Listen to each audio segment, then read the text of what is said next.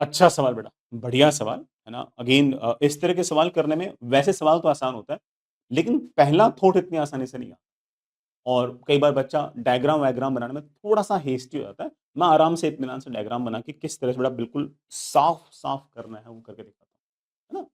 इस तरह के सवाल को करने के लिए ना थोड़ी-सी थॉट्स की जो क्लैरिटी है ना और या फिर जो बड़ा रफ वर्क के लिए जो शीट मिली हुई है, उसको किस तरह से यूज़ करना है, दैट इज़ एक्सट्रीमली इम्पोर्टेंट।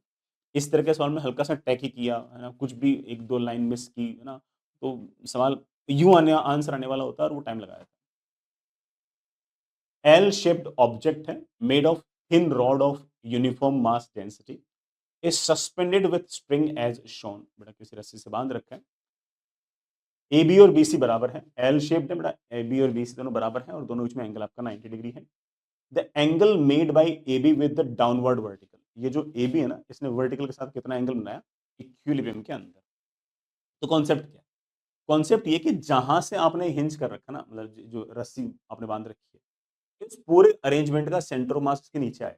सीधी सी बात है भाई, जहां कहीं से हिंज कर रखा है ना, इस पूरे अरेंजमेंट का सेंटर मास उसके नीचे आना चाहिए। अगर सेंटर मास उसके नीचे नहीं आएगा ना, तो उस एमजी का टॉर्क आ जाएगा और वो टॉर्क उसको वहां पर लाने की कोशिश करेगा। तो कॉन्सेप्ट तो ये है कि भाई जो पूरी की पूरी एल शेप का सेंटर ऑफ मास है ना, बिल्कुल बीचों बीच आना चाहिए। बाकी कोई कॉन्सेप्ट है ही नहीं। मैं बिल्कुल क्लियरली बोल रहा हूँ, कोई कॉन्सेप्ट है ही नहीं। मैं एक बार ये एल शेप्ड ले लेता हूँ।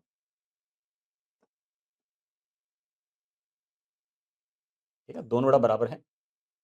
मैं नाम भी लिख, ये मेरे पास ए, ये बड़ा मेरे पास बी, मेरे पास ये सी। तुम तो ये पता करो कि इस पूरे अरेंजमेंट का सेंटर ऑफ मास कहां पर होगा।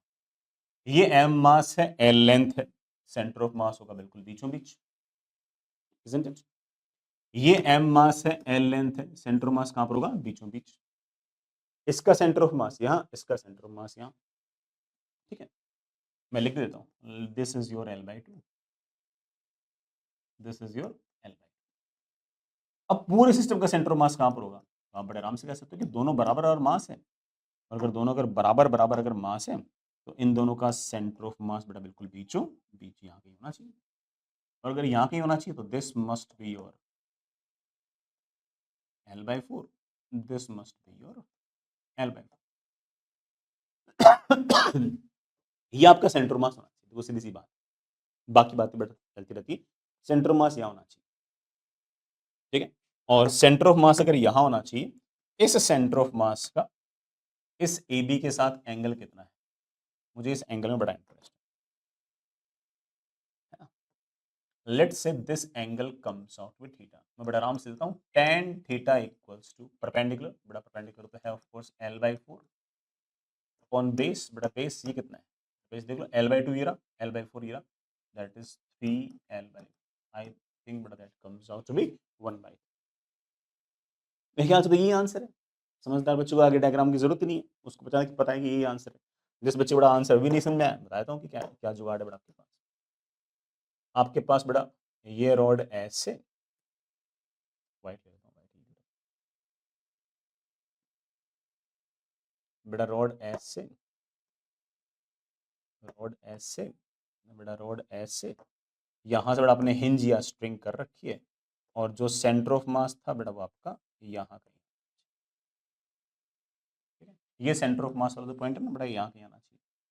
और अगर बेटा ऑफ कोर्स ये वाला एंगल अगर आपके पास थीटा है बेटा, ये आपके पास ए रहा, ये रहा बी, इस ए बी का सेंटर ऑफ मास और इसको जोड़ने वाले लाइन के साथ ये वाला एंगल थीटा है, ये वाला एंगल थीटा और ये वाला एंगल थीटा तो सेम। ये ठीक। तो किसी बच्चे ने आराम से अगर डायग्राम बनाया तो उसको खट से दिख जाएगा